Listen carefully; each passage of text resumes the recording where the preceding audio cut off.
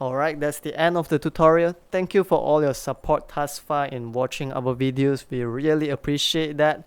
If our work has been helpful to you, please help us by liking it, sharing it, commenting, or subscribing to our channel.